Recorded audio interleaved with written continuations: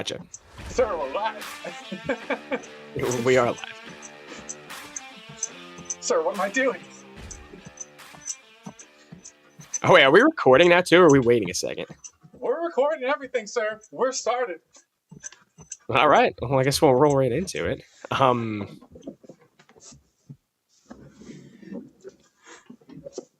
right, because this guy over here doesn't know what's going on. I'm trying to get everything set up, but luckily we don't have any viewers, so we can take 2 seconds before we actually roll right into this. Oh, sir, that's not going to change anytime soon. No, I know. I'm trying to get my setup the best I can, so then this way we can roll right in. I believe I've got the chat on one side, and now I need to just blow you up over on the right side and not look at the actual YouTube because it's going to throw me off so much. Absolutely. That's how it goes. Yes. So we'll do that. So now I have the chat up, and I won't look at. There we go. Cool. Now, sir, you have to do your 50 steps or 50 hops in the morning. It's the afternoon. How do you not know I already did my 50? All right, everybody. So whoever's watching, you probably don't know what's going on, why we're hopping 50 times. Well, you might too. Apparently, there's a big trend on Instagram about 50 hops in the morning. It's supposed to be good for generally your whole body. Sir, what do you think about this? I mean, honestly, the science behind any kind of movement isn't necessarily bad. It's definitely an interesting one. It's a fun one.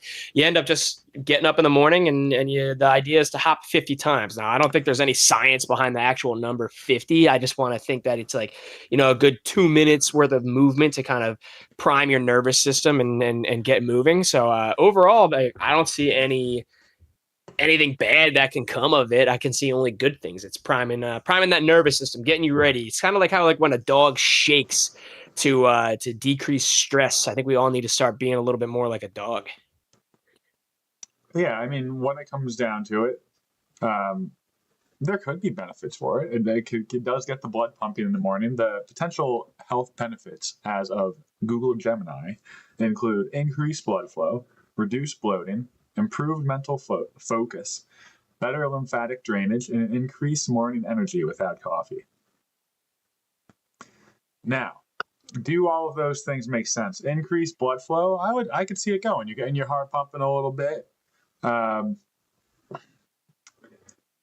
Just by doing these hops, you're contracting your calves, contracting your leg muscles, which I guess in general could improve lymphatic drainage. Reduced bloating can also go along with these, but you said I don't know about that, sir? No, I said without a doubt. Oh, okay. I was going to say, so we might have to talk about that one. Improved mental focus could make sense. I mean, exercise in general, we know is good for the brain. And same thing with energy. It's going to almost release some endorphins, getting yourself moving. Then again, for some people, 50 hops might not really be enough. No, but if we need to start somewhere, like at first, I think 50 is completely fine. I think we live in a world where, we don't prioritize movement, and it's becoming more of a priority to people, which is, that's incredibly important to be at the forefront for all of that is our movement. We're meant to move. We're not meant to sit. We're also meant to get outside. And the amount of jobs I see that are work from home now, it's definitely not healthy for anything, whether it's your mental health, whether it's your physical health. So I think this is a good step in the right direction. This is something like it's easy. There's, listen, you could sit at home and make excuses all day. Like, I don't have enough time to go to the gym, or I don't have enough time to go on that walk, or like, I don't have enough time to take the dog for a walk, or I don't have enough time for any of this. You got enough time to stand up out of your bed in the morning and just hop up and down 50 times. It's, I always say you should slowly integrate movement and wellness. And if you really don't have, or your brain thinks you don't have the time, ain't nobody got time for that, to do that, I think it's a good first step. Yeah, when it comes down to it, it's probably going to take a minute to do. Probably no more, maybe 2 minutes. It's always good to get your body moving. I think something that we have never talked about is just simplifying fitness, like making it as easy as you possibly can. And Yeah. something like that just makes it simple. Like I would say 90% of, no, maybe 75% of people can do that pretty easily. Taking out some of our older adults, people with injuries, other people with disabilities. I would say a good like 75, 80% could probably do that every morning and be completely fine with it. Also taking out some Oh yeah. toddlers too. Um, so I think it's a good start. Sir, what would you think is a good, hold on, let me think about how to phrase this. What do you think is the best morning routine for people that can be sustainable? Meaning like fitness routine? Yeah, something easy for people to Uh, do every day, even people like us who work 9 to 5s. I think honestly, just getting up, walking into the living room, and instead, like everyone, I'm guilty of it. You wake up in the morning, you go and throw the pot of coffee on, and we turn and we sit. Whether it's at your table, whether it's at your desk, whether it's at the couch, anything. Instead of sitting, I think one of the best things that we can do is some kind of standing movement, whether it's going to be a stretch, it could be a march, or you can even just do some body weight squats. Now, again, that's completely up to your fitness level. So, if you're older and watching this and you're not the greatest at squats and you're afraid you're going to take a tumble, I would say don't do that one. Do some marches, put some music on, anything that can help sort of like prime the brain to get going for the day, because it's really easy to get stuck in those ruts and those routines, and we kind of, our brains like to feed the misery, and misery loves company, so it likes to keep us there. So I think anything that can get you outside of that is definitely good. So instead of sitting down, stay standing, do something. Yeah, so I guess where I don't know if I would say disagree, but like with squats, I think squats are good for everybody. I think for that, even more people can do squats. And even older people, they should be able to do squats. If you can't, you can always just have something in front of you to grab onto, like have your counter or your one of your cabinets in front of you, have a table in front of you, have your significant other in front of you, and just grab onto them. Um, unless you're alone, then grab on yourself and just dip down. Just got to go for it. But most likely, you're going to have something to grab onto. So even hopping, if you're nervous about hopping, which a lot of people might be, like it's such a uncommon thing to jump once we get older that it might be a scary thing to start jumping again. I know for me, I have been trying to do more explosive things recently, like trying to do more jumping and more, I guess, stuff that is I should be able to do at my age that I don't do a lot of. And it feels weird at first. Like doing something like a somersault is something that I think most people can do if they did it their whole life, but most people don't do. So because most people don't do it, they can't. Like, how often are most people going to go around and try to do a somersault or even just hopping? And the truth is, it doesn't happen that often. So like we need to get into more stuff like that. So this is a good way to do it. This is a good way to use those explosive muscles in your calves and your legs to get a little bit more of that power in the morning. Oh yeah, I think in today's world, this is actually something, something good that's coming out of social media is the fitness trends, and seeing that people are trying to find more creative ways to move on all different levels. You're seeing the advanced levels where people are trying to do like more like you're talking about explosive techniques, and like things that that are up to your athletic levels. And there's things like this where it's, there's simple basic movements. We live in such a world that's so high anxiety driven, that we kind of get stuck in the rut, in the rat race, where we're like, all right, I gotta wake up, I gotta make coffee, I gotta make breakfast, I gotta pack my bag, I gotta get to work early, I have to get to work early because I need to do X, Y, and Z. um, so I think that just taking a moment to pause for a second, and this routine doesn't even mean like you need to wake up any earlier. This is just a matter of like you got to just do this for a minute or two, and it can change your mentality for the entire day. Yeah, I think that's the thing that's nice. Like it really is just so easy. And another thing that I think a lot of people don't realize is you don't necessarily have to do all of your exercise in 30 minutes or an hour. Like you can actually spread exercise throughout the day and it actually does add up and that's good. That's why like a lot of smartwatches will have an active minutes goal because you're just supposed to be up and moving for 60 minutes. It doesn't necessarily matter what you're doing as long as you're up and moving.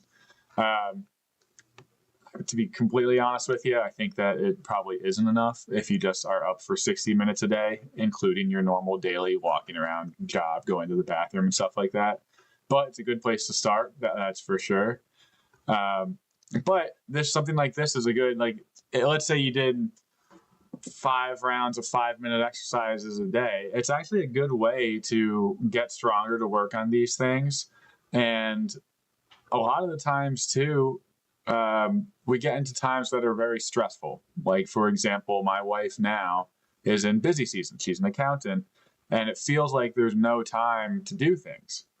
But something that she's always or has been getting better with is having little points of the day where maybe she'll go for a walk or maybe she'll do like a 20-minute exercise class in her basement, in our basement. There are times to do these things if you work to do these things. So Mhm. it's just about breaking up, finding out when those times are. Yeah, no, exactly. And I'm really liking the new trend and shift to just being more forgiving when it comes to your exercise routine. Like, we used to see the old way of like the no pain, no gain, and like the fitness trends that were more so like a punishment. Like if you didn't complete certain things, it could be like a punishment. And listen, don't get me wrong, like some of them they're still useful. They're great for if you are someone who's active, but you feel like you might be a little like disorganized and you need some help getting more organization and goal setting. Like I did 75 hard, still technically doing it, and I'm a proud failure at it. I stayed consistent with it for a while, but it's definitely something more difficult. So seeing these kinds of trends where it's like, all right, all you're gonna do is just get up, hop 50 times to start your day. If that's what gets you moving and gets the blood pumping and sets the foundation for you to be more active in the future, then so be it. Hop 50 times every morning. Dr. Aaron and I are actually going to attempt it this week. This we didn't hear about this until maybe a day ago or so. We're going to try for a week to hop 50 times each morning, and we said we'll record it so my fiance will hear me hopping up and down throughout the house every morning now, and we'll see how we feel after a week, and we'll keep us posting on it.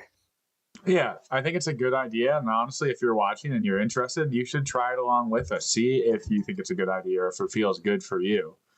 Um, and you might surprise yourself, honestly. You might find out that it's a lot better than you think. Hopefully, that's what happens to us.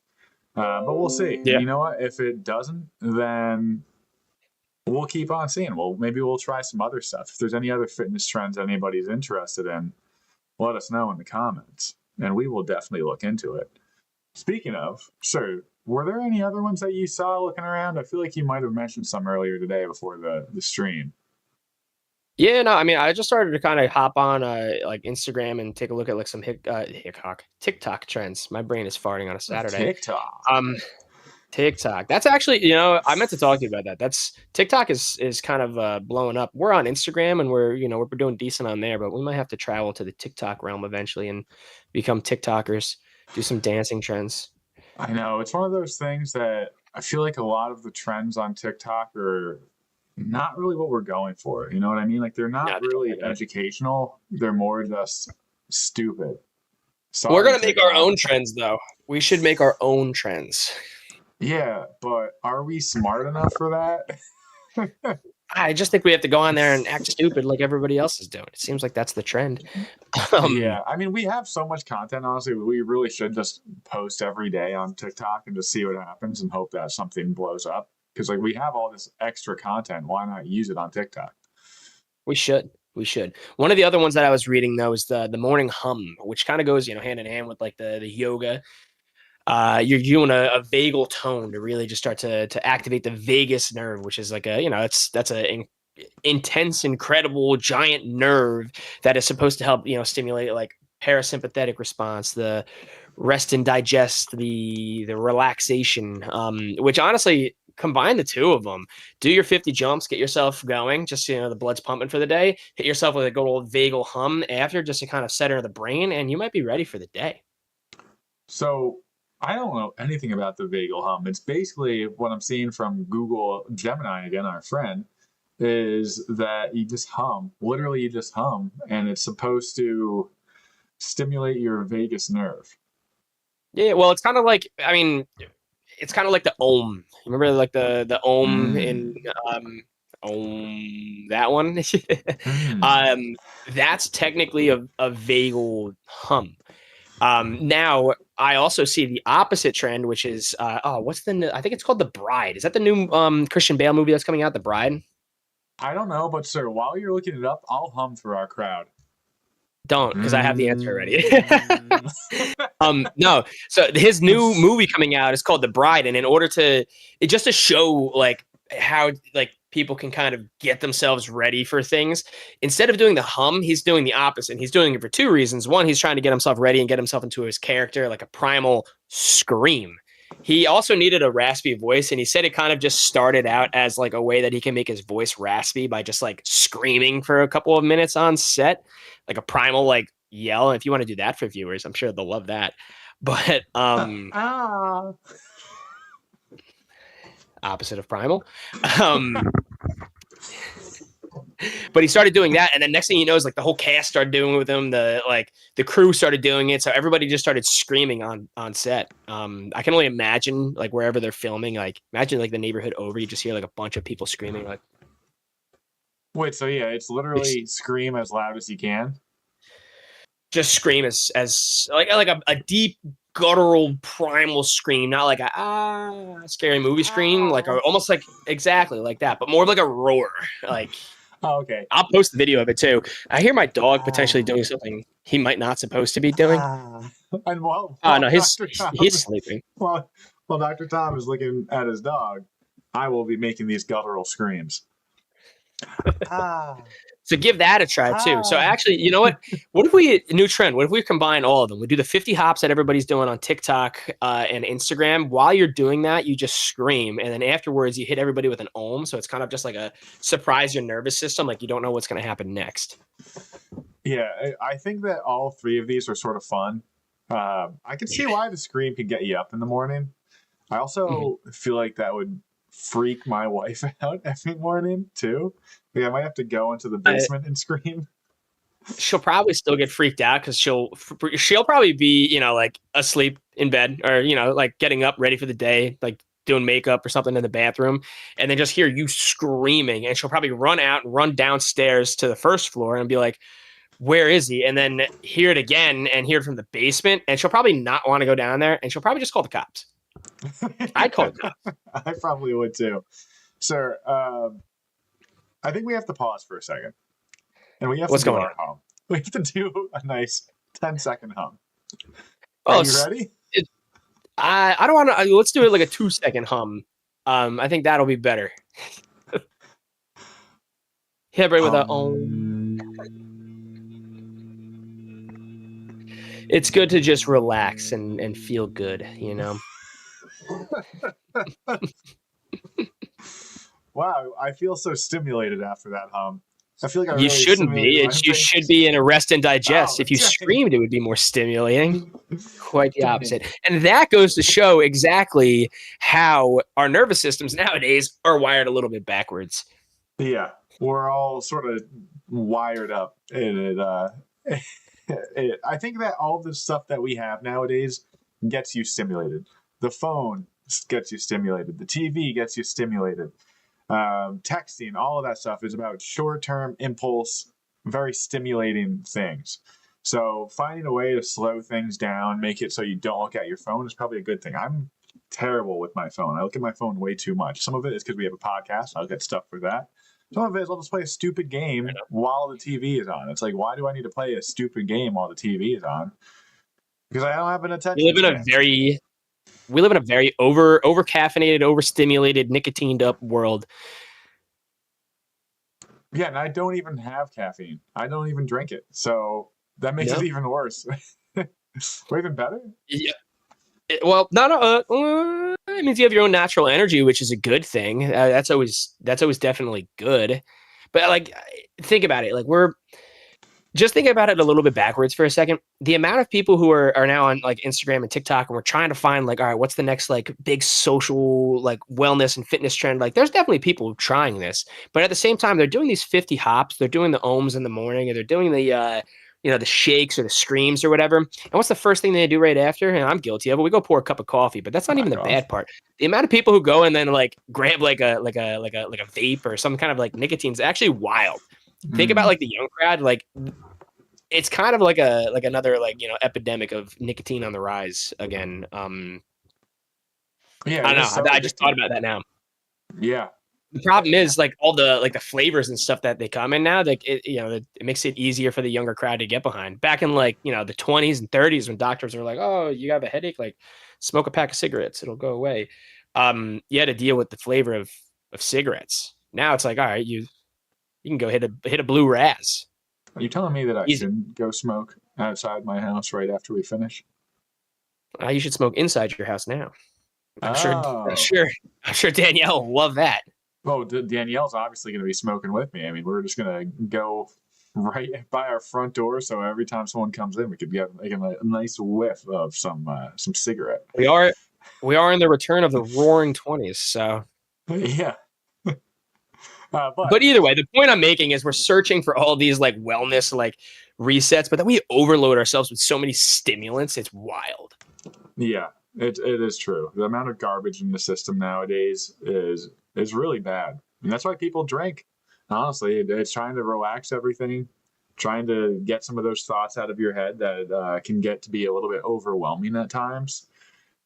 So Wait, don't drink either. Don't, moderation, moderation. We've said that a bunch of times. I think the thing with other drugs, and you could probably say it with alcohol, unfortunately, too, is that there's certain things that you probably shouldn't have in moderation, like smoking, cigarettes, cigars, vaping. Those listen. things, like nicotine doesn't do anything for you when it comes down to it. Like it might make you feel good in a certain way. That doesn't mean it's good for you. Not everything that feels good is good for you, believe it or not. Some people love pain. That doesn't mean it's good for you. Yeah. Um.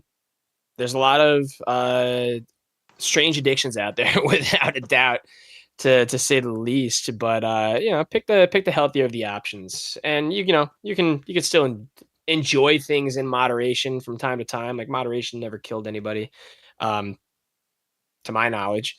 But yeah, introduce some more wellness. Be kind to yourself. Give yourself some grace, and pause from the things that stress you out every now Join and us then. next week Mm-hmm. for part 2.